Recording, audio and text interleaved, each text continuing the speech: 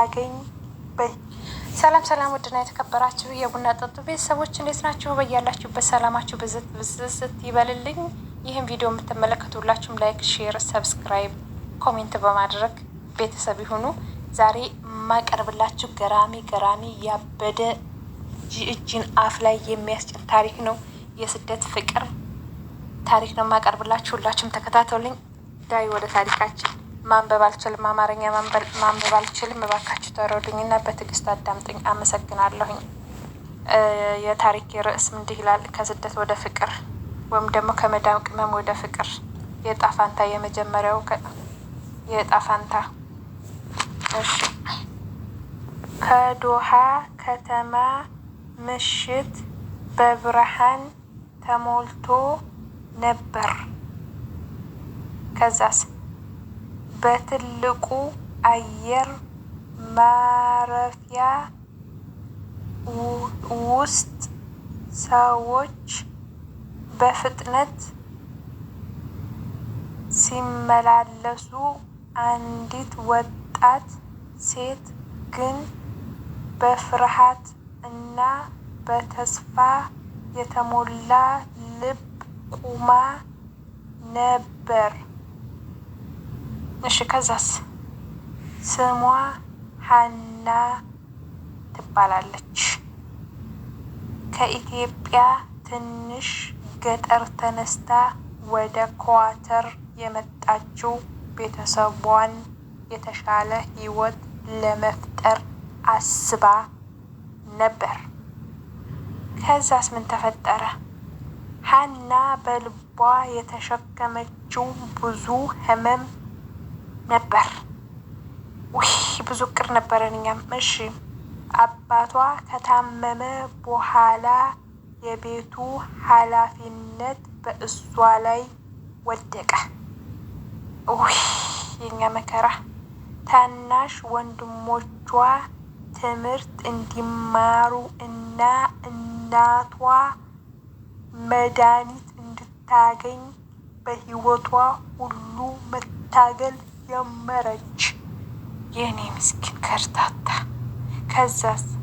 ስለዚህ የራሷን ህልም ትታ ወደ ባዕድ ሀገር መጣች።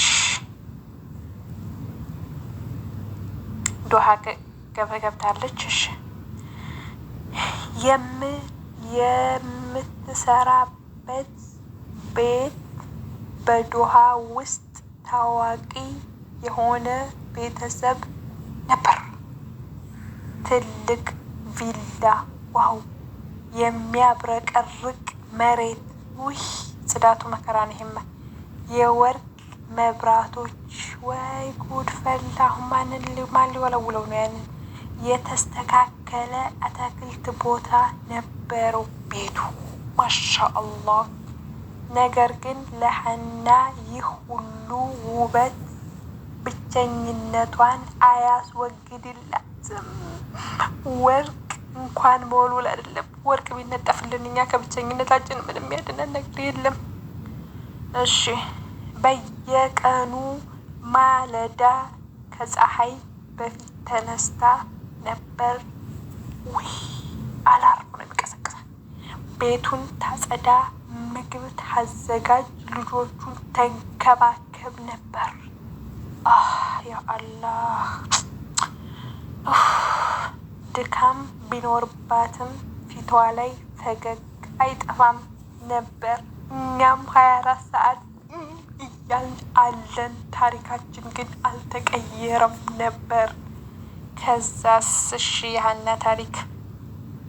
የቤቱ ሰዎች ቀስ በቀስ በትህትናና በቅንነቷ መማረክ ጀመሩ። የኔ መዳም ሁሌ ታማራለች፣ ሰዎች ደግሞ ይማረካሉ። እሺ። ነገር ግን ከዚያ ቤት ውስጥ አንድ ሰው ለእሷ ልዩ ትኩረት እየሰጠ ነበር። ባባ እንዳይሆን።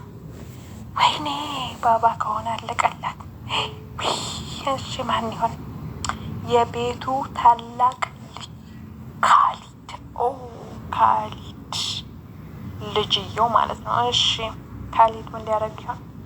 ካሊድ በንግድ ዓለም የተሳካለት በጣም በጣም የተከበረ ወጣት ነበረ። በመጀመሪያ ሀናን እንደ ተራ ሰራተኛ ብቻ ይመለከታት ነበር። እድለቢሶች አይደለን። ነገር ግን ቀናት ሲያልፍ የእሷ ልብ እጅግ ልዩ መሆኑን ተረዳ። ተንከባከበችው ማለት ነው። አንድ ቀን ምሽት ካሊድ ከስራ ደክሞት ወደ ቤት ተመለሰ። ከዛስ ቤቱ ጸጥ ብሎ ነበር። ሽማግሌዎቹ በጊዜ ተኝተዋል። ነገር ግን በአንድ ክፍል ብርሃን አየ። ከዛ ቀስ ብሎ ሲጠጋ ሀና በሶላት ላይ እንዳለች ተመለከተ። ዋው! እጆቿን ወደ ሰማይ አንስታ በእንባ እየጸለየች ነበር። መቼም በዛ ሰዓት የሚሆነው ጸሎቷ፣ ዱዓዋ ፈጣሪ ወይ እባክህን ይህንን ነጭ የሆነ ሰራሚክ ከመወልወል ይህን ወርቃማ መብራት ከማጽዳት አንተ ገልግለኝ፣ አንተ ሀላል የሆነ ገንዘብ ስጠኝ የሚል ይሆናል። እሺ ከዛ አንድ ቀን ምሽት ፈጣሪ ቤተሰብ ይጠብቅልኝ እኔንም አበርታኝ ብላ በቀስታ ስትናገር ልቡ ተነካ። ይህ እንግዲህ ዱዓውን አሁን ምን እንዳለች ባያቅም አማርኛ ነው መቼም፣ ወይ ወረመኛ ነው የምታወራው ወይ ጋሞኛ ነው የምታወራው። ግን በዛ ሰዓት እሷ እጇን ወደ ላይ ስላነሳች ገባው። በሌሊት ዱዓ ተሰማ፣ ተሰነጠቀ ከሰባቱ ሰማይ በላይ ማለት ነው። ከዛ በዚያች ሌሊት አቶ ካሊድ ልቡ ሙሉ በሙሉ ለሀና እንደወደቀ ፍቅር እንደገባለት ተረዳ። ዋው! ዱዓው አየር ባየር ተመለሰ። የእሷ ዱዓ ልቡን ሰነጠቀው። እሷ በውበቷ ብቻ አልነበረም